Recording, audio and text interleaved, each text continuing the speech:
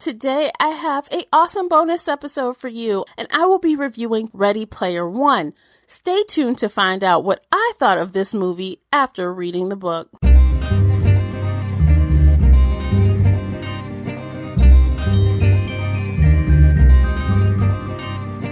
Hey everyone, I'm your host, Tamara Ford, and welcome back to the Shelf Addiction Podcast.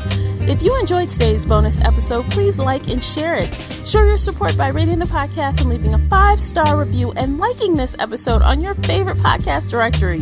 It seems super simple, but it really helps me out. Don't forget to subscribe while you're there because a new episode of this podcast comes out every Sunday and Wednesday. If you'd like to comment on something you've heard during this episode, you can find me on Twitter at Shelf Addiction. You can also email in feedback or questions, and you can reach out to me at info@shelfaddiction.com, or you can call in and leave an internet voice message via SpeakPipe. The link is below in the show notes. All right, everyone, let's jump into this movie review. First, let me just say that Ready Player One, if you don't know already, is a book-to-movie adaptation based on the book, also of the same title, Ready Player One by Ernest Cline, published in 2011. And I did read that book, and I did enjoy it for the most part, and I will be drawing some lines between the book and the movie as far as differences at a high level, right? I'll try not to spoil things for you, but I definitely do want to point out some of the differences that were apparent to me at a high level, as I said, so for those who have read the book that are curious to know what they'll be in for. Ready Player One was released on Thursday, March 29th, 2018, directed by Steven Spielberg, and we all know who he is, right? This is rated PG-13, and this is a fantasy/dystopian title with a runtime of 2 hours and 15 minutes. Let's take a moment to listen to a bit of one of the trailers that was released for this movie. It will definitely give you a better understanding and a feel for what to expect if you're going to check out Ready Player One. Let's take a listen.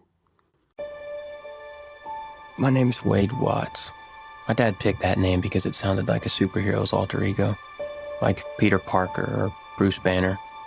But he died when I was a kid, my mom too. And I ended up here, sitting here in my tiny corner of nowhere. There's nowhere left to go. Nowhere. Except the Oasis.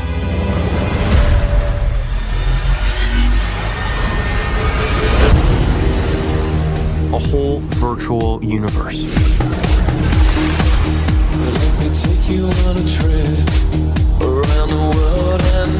People come to the Oasis for all the things they can do.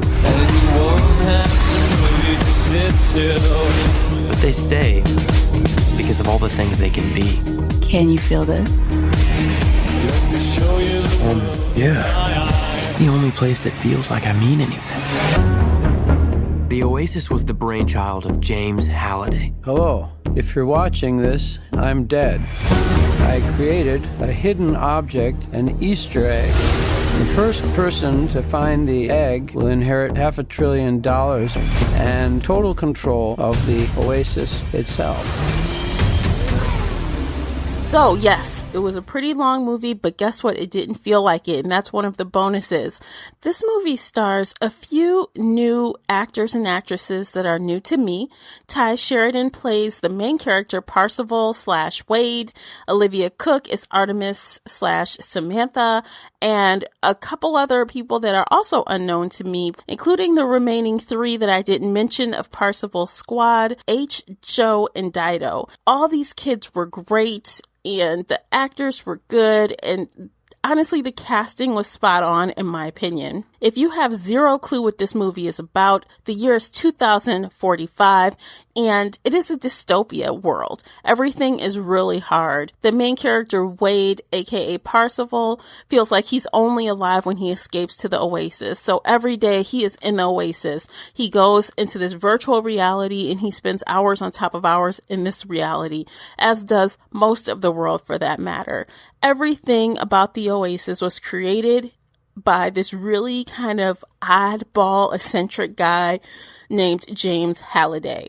And so when the guy dies, he leaves his whole system of Oasis to one person who can find the golden key. There are 3 keys ending with the gold key, and that person will take ownership of all of his shares of Oasis and a lot of money, like half a $1 billion or something crazy. So, of course, everyone is out for this money.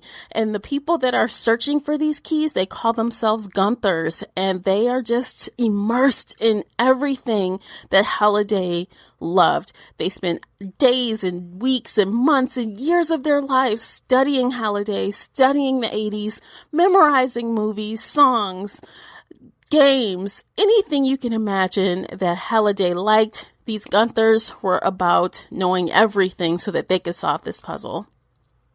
Now, as someone who has recently read the book, I did read Ready Player One. I want to say maybe 5 months ago. It was a book club read. I'm thinking it was about 5 months ago, maybe 6.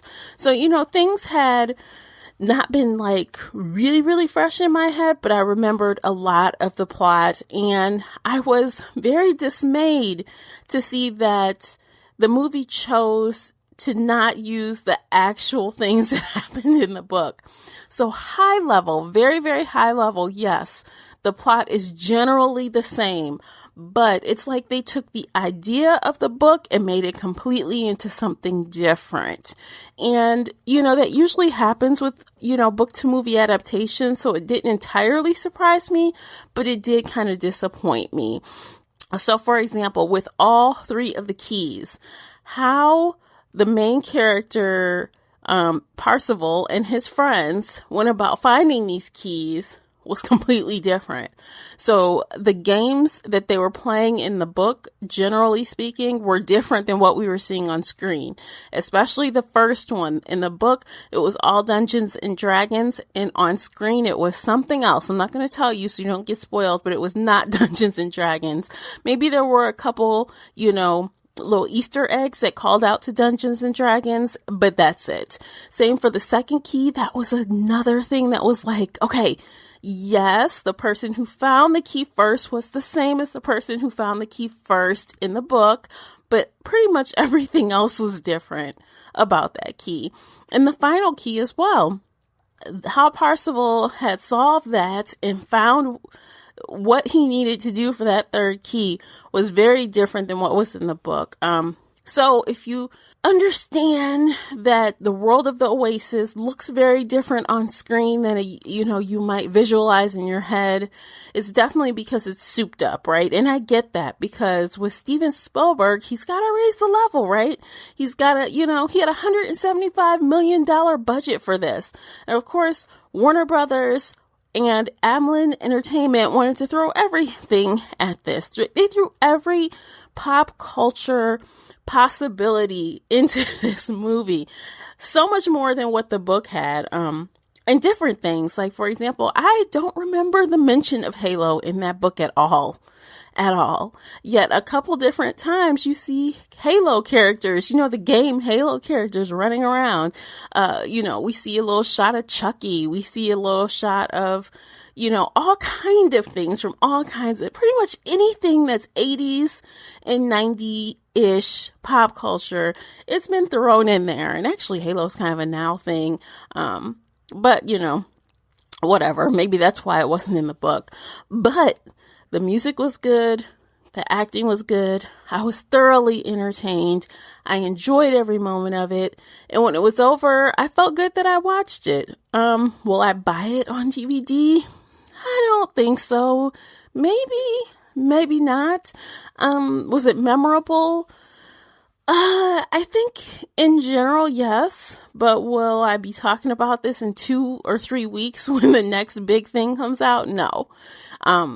Just like the book, I enjoyed it when I read it. It was a great conversation for book club, and I was ready to move on. Same with this movie. It was fun to watch. It was definitely entertaining. It was a big spectacle on the screen. The music was great. The cinematography was fabulous. I expected nothing less, and that's what I got. And I tried to take it for what it was and not be too upset about the big differences between the movie and the book. So with that said, would I recommend you see Ready Player One? Absolutely. If you didn't read the book, no worries. You will enjoy it anyway. If you did read the book, if you read the book yesterday, yes, it's probably going to bother you quite a bit, the changes. But if you read the book a little while ago, in the memories of the details is a little bit fuzzy, you can go into this, have a good time with it, and try not to nitpick it to death. You know what I'm saying? Now, when it comes to rating the book, I rated the book 4 out of 5 bookmarks, and I would rate the movie similarly. I would probably give it a 3.5, but I love to use whole numbers, so I'm going to round up to a 4. Like I said, the entertainment value is there, no doubt. You'll absolutely have a fun time watching it. And yes, there are some things that are inconsistent. There are some things you can nitpick, but don't. Just go in there and have a blast and enjoy Ready Player One. So that's it, guys. I'm going to end it there. You've heard my thoughts on Ready Player One. If you've seen it and you liked it, please let me know what you thought of it, what parts you liked, what parts you didn't. And if you didn't like it, I want to know why. So feel free to comment at me on Twitter. Let me know what you thought about the movie, how you felt about it versus the book. I would love to know those things. And I will catch you guys in the next episode. Take care, everyone.